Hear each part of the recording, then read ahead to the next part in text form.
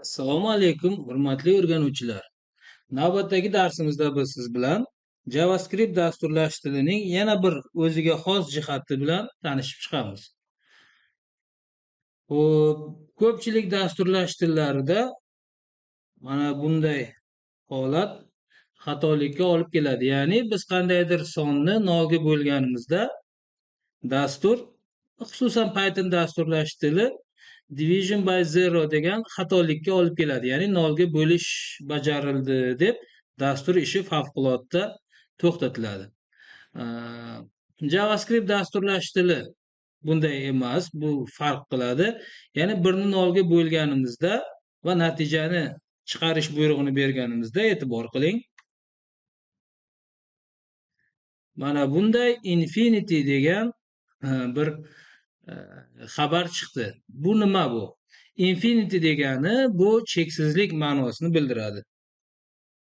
Agar siz maktab matematika kursini yaxshi o'qigan bo'lsangiz, bilasizki, haqiqatdan ham birni nolga bo'lganimizda infinity, ya'ni cheksizlik hosil bo'ladi.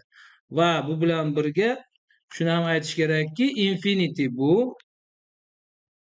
JavaScriptning tarkibidagi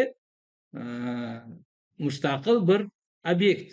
Ya'ni infinityni nimagadir ko'paytirishimiz mumkin, nimadandir ayirishimiz mumkin. Mana hozir albatta cheksizlik bilan bajarilgan deyarli barcha amallar cheksizlikni yana yuzaga keltiradi. Va infinityni 4 ga ko'paytirganimizda yana infinity hosil bo'ldi.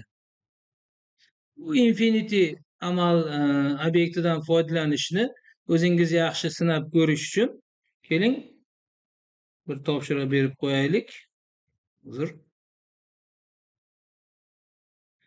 ikkita infinity ko'paytmasini o'nga bo'lib chiqaring. Mana shu amalni bajarib infinityni siz ham ishlatib ko'ring. Keyingi siz bilan ko'rishni rejalashtirganimiz bu none. Ya'ni mana shu obyekt bilan endi tanishamiz. Xo'p, none bu maxsus qiymat bo'lib son emas degan ma'noni anglatadi. Xo'p, bu qiymat qanday hollarda kelib chiqishi mumkin? Console infinityni bo'laylik infinityga. Bu yuqoridagi bizga kerak emas. Mana shuni ishlatib ko'ramiz. Infinityni ya'ni cheksizlikni cheksizlikka bo'lganimizda mana ko'rib turibsiz, none qiymati hosil bo'ldi. None qiymati bizda odatda qandaydir bir xato yuzaga kelganini bildiradi. Ya'ni none qiymati odatda har doim maxsus chiqarilmaydi, qandaydir xatolik natijasida yuzaga keladi. None atamasi bu son emas degan ma'noni anglatsa-da, lekin paradoks shundan iboratki, none aslida nonening tipi sonli tip hisoblanadi. Agar sizni dasturingiz davomida shu qiymat, ya'ni none qiymati yuzaga keladigan bo'lsa, siz uning qayerda hosil bo'lganini aniqlab, shu xatolikni topishingiz va bartaraf etishingiz tavsiya qilinadi. Xo'p, keling bu joyda ham sizga bir topshiriq beraylik. Infinity dan foydalanmasdan none qiymatni hosil qiling va ekranga chiqaring. Mana bu yerda ikkita topshiriq berdik. Birinchi topshiriq va ikkinchi topshiriq. Videoni pauzaga qo'yib, o'zingiz mustaqil tarzda shu ikkita topshiriqni bajarishga harakat qiling. Undan keyin shu joydan boshlab men o'zim bajarib ko'rsataman. Va bundan keyingi mashg'ulotlarimizda, video darslarimizda xuddi shunday kichik topshiriqlar berib borishga harakat qilamiz.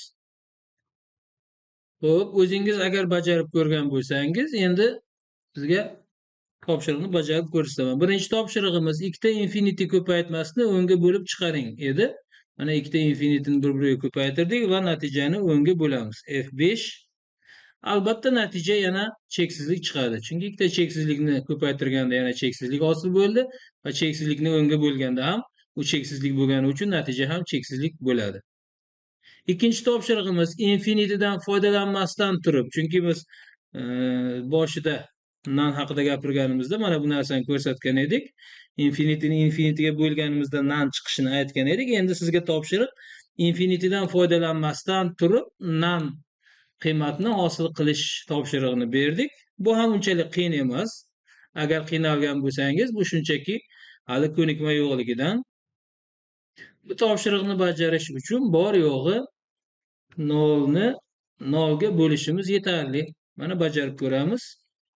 Haqiqatdan ham 0 ni 0 ga bo'lganimizda yana son emas, nan qiymati hosil bo'ldi.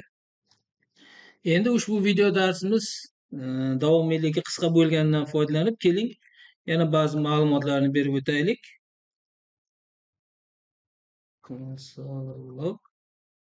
Biz yuqorida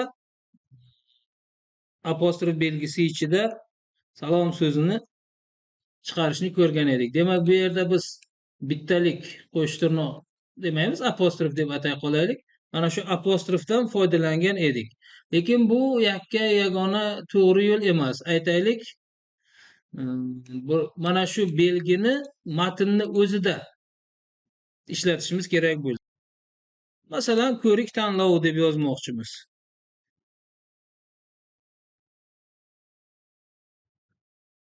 Mana shu ko'rik tanlov so'zini chiqarmoqchi bo'lsak, e'tibor qiling.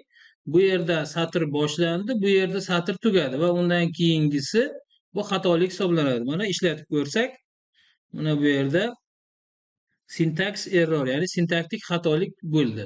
Ya'ni mana bu birinchisi va oxirgisi apostrof sifatida, ya'ni satrni ajratib ko'rsatuvchi sifatida, mana bu apostrof esa shunchaki matnni tarkibi sifatida qaralishi biz xohlagan edik.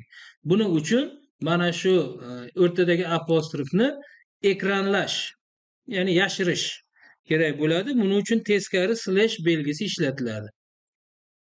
Mana shu teskari slash belgisidan keyingi bitta belgiga e'tibor qilmasdan o'tib ketiladi. Shuning uchun endi dasturimizni ishlatib ko'rsak, mana ko'rik tanlov hosil bo'ldi. Buni yana boshqacha yo'llari ham bor. Ya'ni faqatgina bittalik apostrof emas, buning o'rnida ikkitalik apostrofdan ham foydalanishimiz mumkin.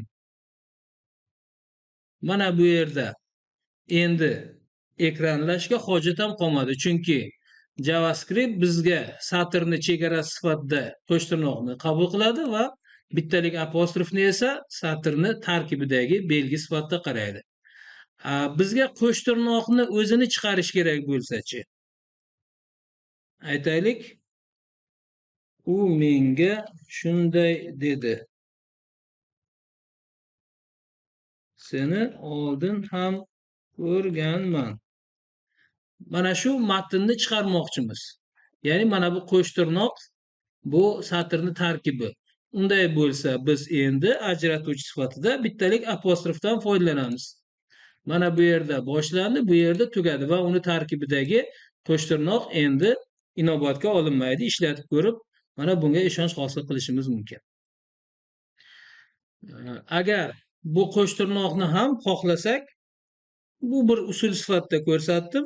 Baribir bu yerda ham qo'shtirnoqni ishlatishga odatlanib qolgan bo'lsangiz, unda mana bu qo'shtirnoqdan bunisigacha bitta satr hisoblanadi va mana bu apostrofdan bu yog'igacha yana xato hisoblanadi. Buni oldini olish uchun esa mana bu qo'shtirnoqlarni teskari slash bilan ekranlab qo'ysak, yana o'zimizga kerak bo'lgan natijaga erishamiz. Ishlatib ko'rib ishonch hosil qilaylik. U menga shunday dedi, seni oldin ham ko'rganman. Mana qo'shtirnoq ham bor bu yerda, apostrof ham bor, hammasi bor. Xo'p, mana shu ekranlash belgisini o'zini chiqarish kerak bo'lsa nima qilish kerak? Keling, buni ham bir ko'rib o'taylik. Satrdagi teskari slash ekranlashni bildiradi deymizda, ana shu teskari slashni ko'rsatib qo'yaylik. Ishlatib ko'raylik. Xatolik kelib chiqdi. Chunki mana bu teskari slash o'zidan keyin kelgan qo'sh tirnoqni ekranladi, ya'ni yashirdi. Biz esa mana shu teskari slash belgisini chiqarishni xohlagan edik. Unday bo'lsa, bunga e'tibor qilmasligi uchun bundan oldinda yana bitta teskari slash qo'yamiz va ishlatib ko'ramiz. Satrdagi teskari slash ekranlashni bildiradi deb mana shu belgi chiqarildi va bittasi ekranlash uchun ishlatildi, ikkinchisini esa chiqarib ko'rsatdi. Shuning bilan ushbu video darsimizni ham yakunlasak bo'ladi. E'tiboringiz uchun rahmat.